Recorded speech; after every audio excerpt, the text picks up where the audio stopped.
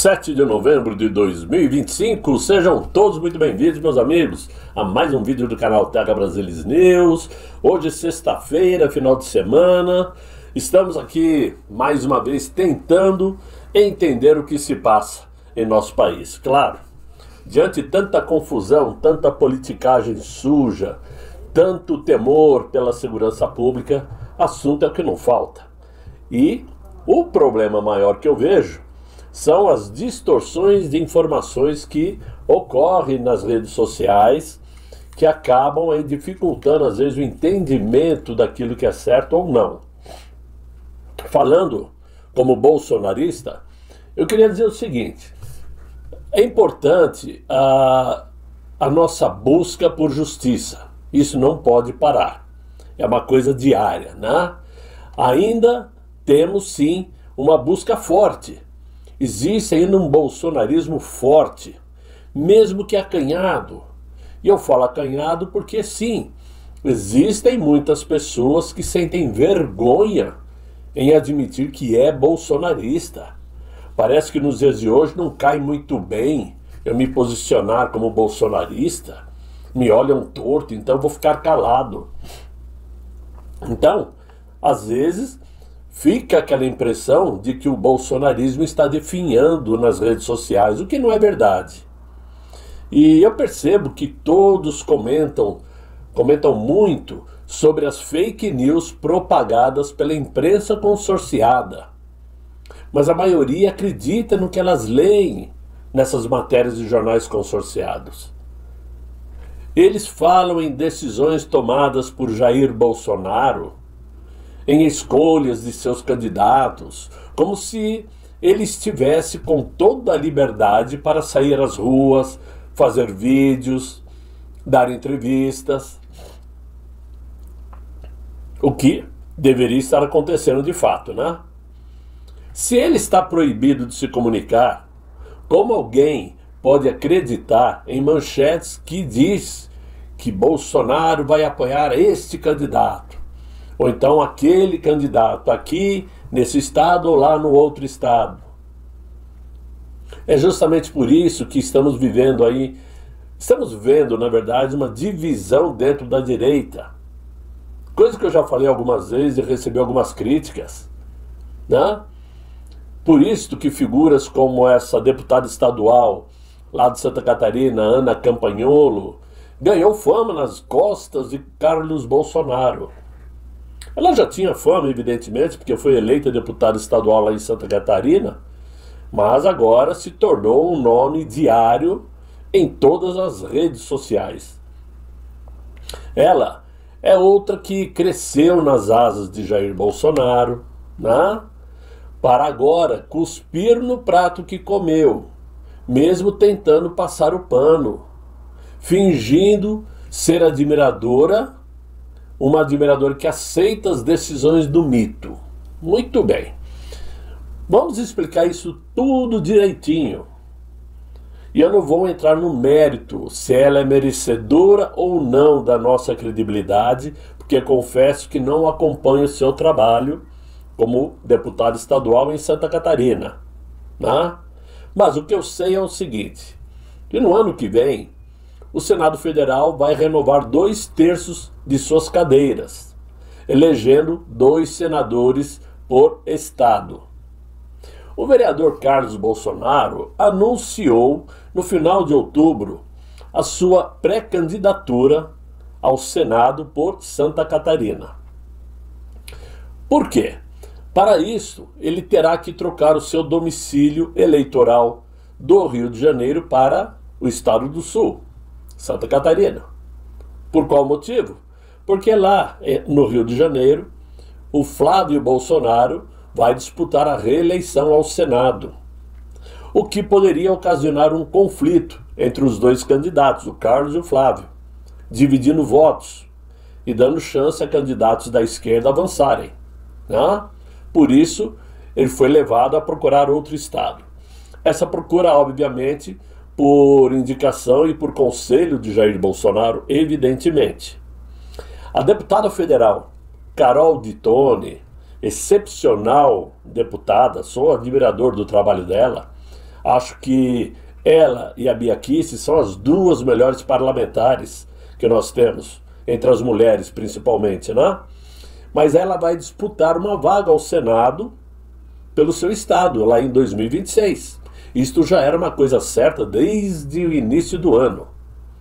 O governador Jorginho Melo tinha a intenção de lançar a chapa com Carol de Tone e o senador Espiridião Amin, amigo de longa data dele e uma raposa velha da política catarinense que disputa sua reeleição. Essa era a ideia do Jorginho Melo.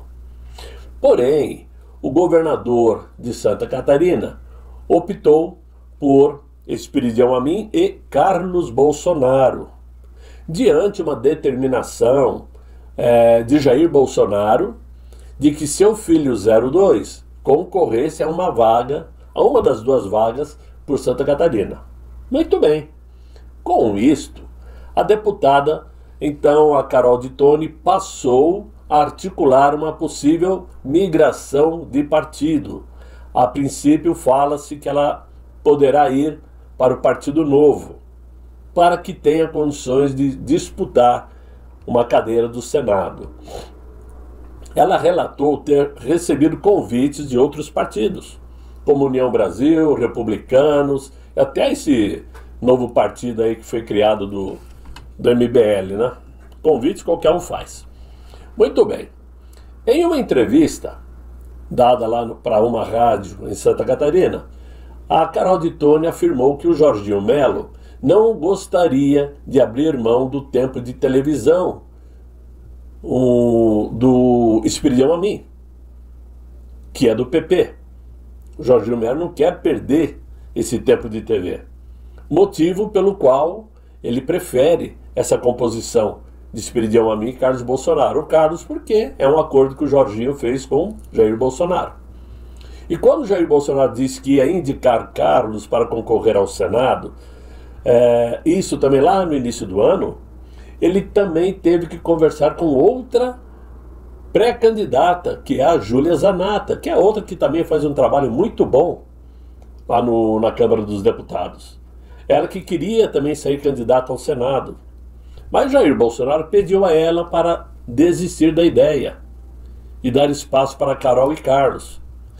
E a Zanata aceitou o pedido do mito. Concordou com toda humildade. O próprio Carlos defende ainda uma chapa puro sangue entre ele e a Carol de Tone, mas esbarra em Jorginho Melo. A Carol de Tone sabe que terá o apoio de Jair Bolsonaro, independentemente ao fato de ela sair ou não do PL. Mesmo que ela saia, ela vai contar com o apoio não só do Jair, como de todos os conservadores que admiram o trabalho dela, né? Ora, mas eis que surge então a tal Ana Campagnolo para tumultuar o ambiente. Com razão ou não, como eu falei, não vou entrar no mérito, porque pouco sei sobre ela, né? Mas entrou para tumultuar e bateu de frente com quem? Com Carlos Bolsonaro. Ela disse nas redes sociais, no final do mês passado, que a disputa ao Senado será dividida entre PL e PP. O PP vai manter a candidatura do Espiridião Amin, como sempre foi, e a vaga do PL será da deputada Carol de Tone. Ela fez essa afirmação. E aí foi quando Carlos Bolsonaro reagiu e contestou a afirmação de Ana Campagnolo nas redes sociais, dizendo que era mentira o que ela disse, porque o que estava acertado desde antes por Jorginho Melo e seu pai Jair Bolsonaro, né, era uma chapa, puro sangue, Carol de Tone e Carlos Bolsonaro. Daí por diante, meus amigos, começou essa guerra nas redes sociais sobre esse assunto, né, principalmente porque o deputado Nicolas Ferreira é próximo da Ana Campagnolo, o que provocou um comentário, inclusive, do Alan dos Santos, e que eu concordo plenamente. Eu já dei minha opinião em vídeos passados, sobre o que está acontecendo em Santa Catarina e que representa um grande risco para os conservadores. Eu tenho falado sobre essa divisão na direita. O perfil reserva do Nicolas Ferreira, um perfil que ele tem no X, que tem quase 4 milhões de seguidores, repercutiu um vídeo da Ana Campagnolo, onde ela está falando absolutamente mentiras sobre Carlos Bolsonaro. Essa é a informação dada aí pelo Alan dos Santos. E ela ataca o fato de ele estar querendo, ele, Carlos Bolsonaro, estar querendo ser candidato ao Senado por Santa Catarina. Ora, isso representa assim um racha de pensamentos, né? Pode não ser um racha físico. Agora eu vou para lá e você vai para cá, ou seja, não é isto, mas é uma divisão de pensamento. Por quê? Esse racha já aconteceu, isso não é nada bom para ninguém, porque de um lado está um grupo formado por Nicolas Ferreira, Pablo Marçal, Ana Campagnolo, debatendo esse assunto e defendendo a chapa Esperidião Amin e Carol Detoni. E tem outras pessoas também. E de um outro lado está o Carlos Bolsonaro, com o Eduardo Bolsonaro, o Paulo Figueiredo, a Zanata, né? O Jorge Seife, todos dando apoio a uma chapa Carol e Carlos. Claro que isso começou a reverberar, todo mundo dando pitaco, todo mundo fazendo comentários, alimentando as narrativas da imprensa, inclusive, porque a imprensa aproveita esses momentos, como eu sempre falo, a esquerda aproveita esse vácuo para criar narrativas, né? E, inclusive, a imprensa estava dizendo aí há poucos dias que o Eduardo Bolsonaro estava escanteado por Donald Trump. Vocês se lembram, né? Só que ontem mesmo, o Eduardo estava lá na residência de Donald Trump, na Flórida, em Mar-a-Lago, e em uma mesa com as iniciais Eduardo Bolsonaro VIP. Isso é o nível de encosto que o Eduardo sofreu do Trump, né? Ele vem fazendo um trabalho espetacular, ninguém pode questionar, só a imprensa que não admite, que não aceita, né? Muito bem. As pessoas, na prática, precisam saber que esse racha já aconteceu, tá? E não adianta ficar fechando os olhos para isso, fingindo que isso não é nada, porque isso atrapalha. Atrapalha quando dá vácuo para a esquerda trabalhar em cima. Mas é preciso entender também que se faz necessário tentar convergir essas ideias, né? Convergir essas forças que têm o mesmo desejo de ver um Brasil livre, principalmente livre do PT, livre do Inácio, né? Pessoas com desejo de ver um Brasil conservador, mesmo tendo pontos de vista diferentes. Um querendo o Amin com o Carol, outros querendo Carol com o Carlos. Ou seja, são pontos de vista, mas que precisam convergir e não ficar batendo boca nas redes sociais, né? Mas é necessário uma união entre eles que dizem defender a verdadeira democracia.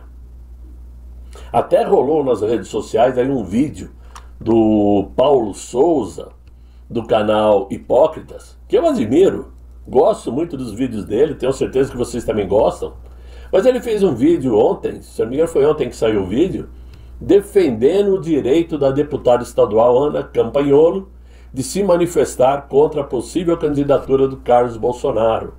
Por que ela não pode fazer isso? É um direito dela.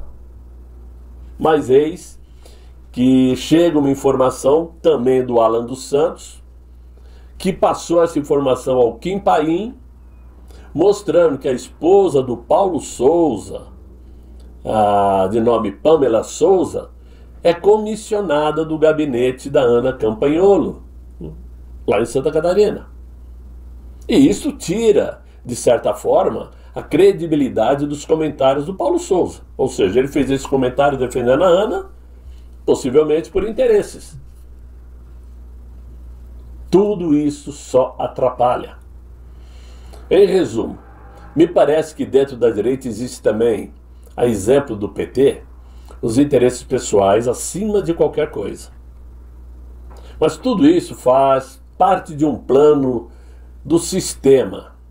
Um sistema que utiliza dos serviços prestados pela imprensa, a consorciada, é claro, para criar narrativas, todas elas sem fundamentos.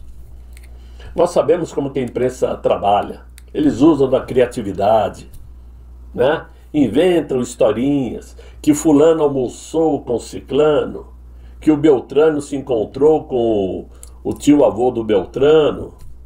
Essas coisas que a imprensa solta, rola nas redes sociais, todo mundo começa a debater aquele assunto como se verdade fosse. Tarcísio pediu desculpas para Alexandre de Moraes por ter falado mal do STF na última manifestação na Paulista. Cadê o vídeo? Onde está o vídeo? Me lembrei até de um personagem da escolinha do professor Raimundo, né? Que questionava: alguém viu? Alguém gravou? Onde está a prova? Por quê? Falar é fácil falar. Provar é que são elas. Onde estão as provas? Aí sai todo mundo no Tarcísio de Freitas, claro. O próprio Eduardo Bolsonaro disse claramente em um vídeo, ontem ou anteontem, que o Tarcísio de Freitas é o candidato do sistema. Pode ser o candidato do sistema, mas o Tarcísio ainda não se colocou como candidato. Está certo o Eduardo? Está errado o Eduardo? Não sei. Ele deve saber mais do que eu. Com certeza o Eduardo Bolsonaro sabe mais do que eu. Só que eu acho que seria prudente esperar. Vamos esperar ver se o Tarcísio vai ser candidato à presidência, apoiado pelo Centrão, pelo sistema, pelo Kassab. Então isso não ajuda a direita, isso só atrapalha.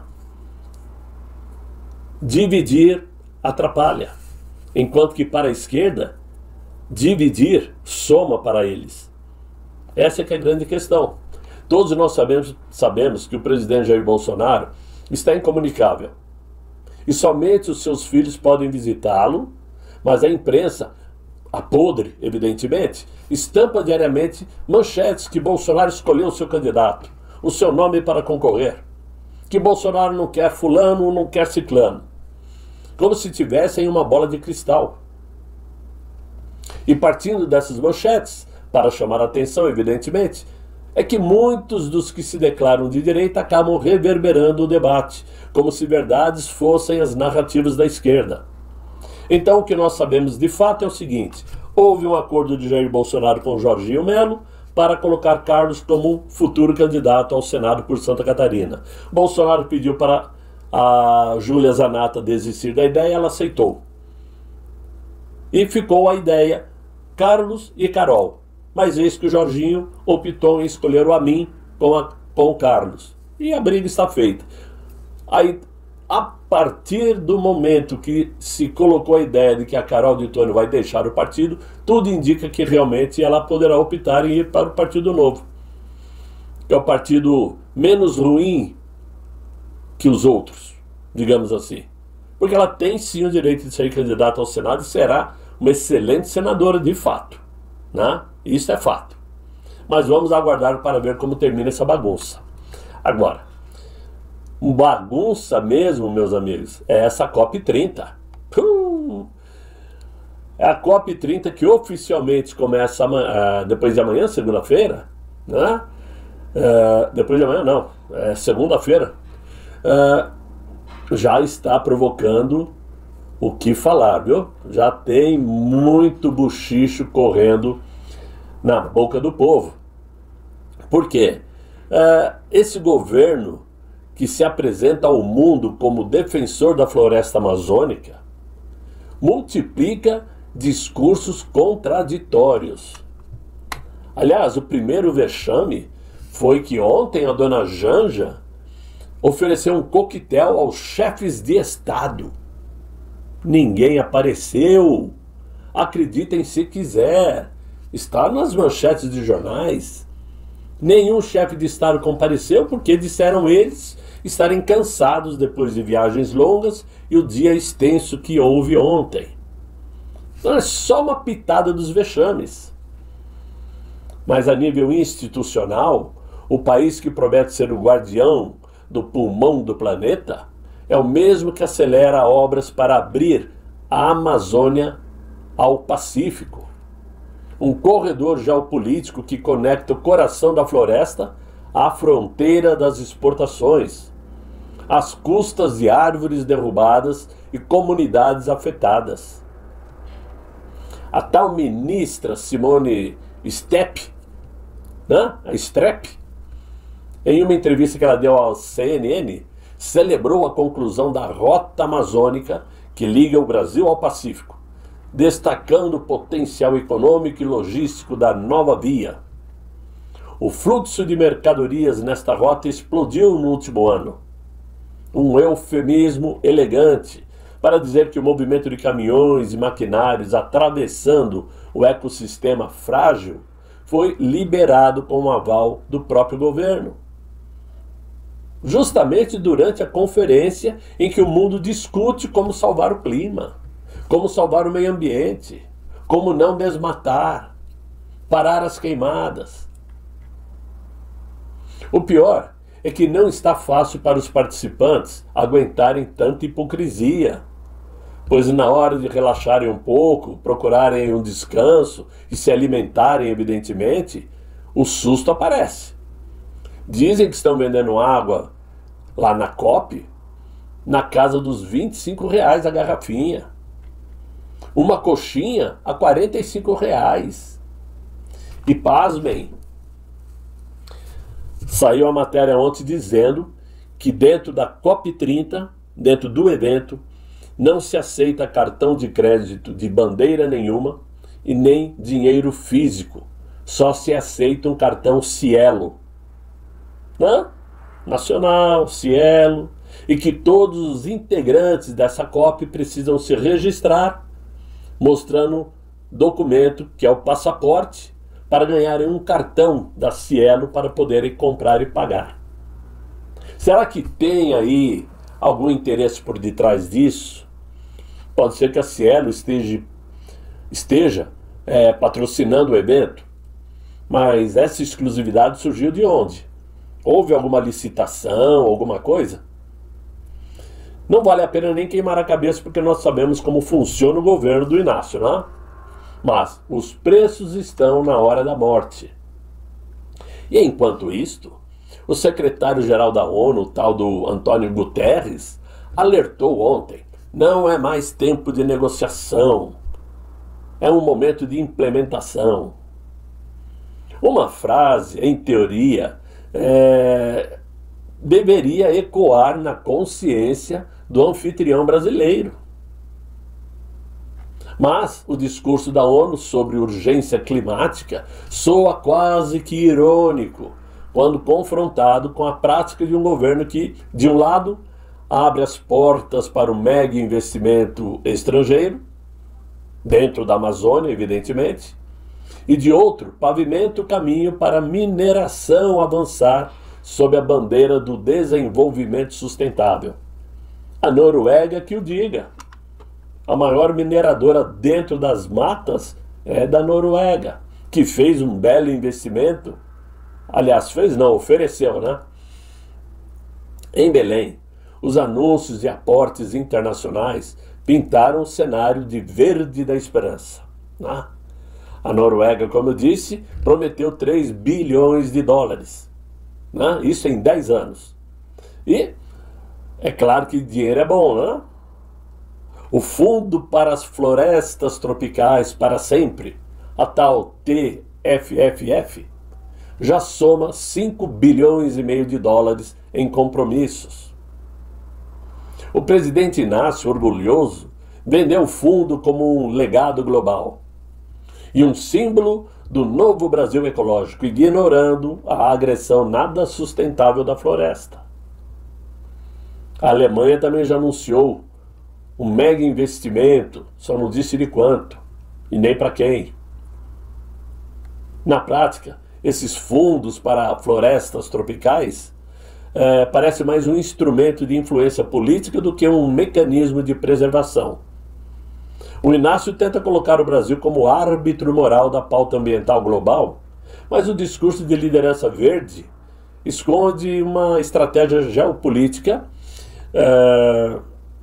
que engana muitos. Transformar a Amazônia em ativo diplomático, trocando floresta por investimentos. Sabe-se lá para onde vai esses investimentos. ONGs, né? Entidades aí mal explicadas.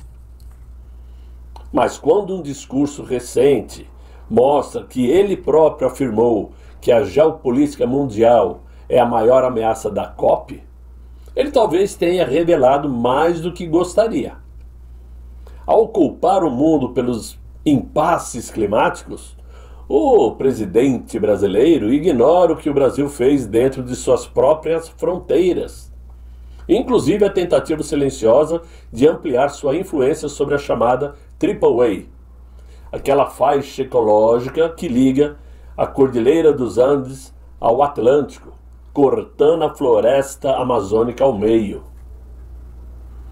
Coisa que muitos ambientalistas denunciaram como um plano aí de poder disfarçado de integração sustentável que vai destruir milhares de hectares da floresta. Para não dizer milhões, né? Enquanto líderes discursam em salões climatizados, a realidade em Belém mostra a fragilidade de segurança, né? E o contraste brutal entre a retórica internacional e a prática local. Tanto é que um veículo aí da delegação da Indonésia foi saqueado e incendiada por criminosos, né, durante a cúpula preparatória. Isso eu acho que foi na quarta-feira. Então, a cena é simbólica.